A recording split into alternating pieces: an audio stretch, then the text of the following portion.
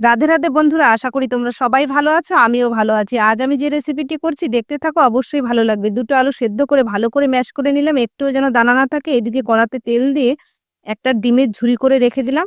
আর একটু তেল দিয়ে দিলাম পেঁয়াজ কুচি, লঙ্কা কুচি, একটু স্বাদমতো লবণ দিয়ে ভালো করে নেড়েচেড়ে একটু ভাজা হয়ে আসলে দিয়ে দিলাম ম্যাশ করা আলু, একটু টমেটো কুচি। এবার ভালো করে ভেজে নিয়ে একটা মন্ড মতো তৈরি হয়ে গেলে এর মধ্যে দিয়ে দিলাম ভাজা মশলার গুঁড়ো, ধনে, জিরে, তেজপাতা, শুকনো লঙ্কা আর ডিমের ঝুড়িটা দিয়ে ভালো করে মিশিয়ে নামিয়ে রাখলাম।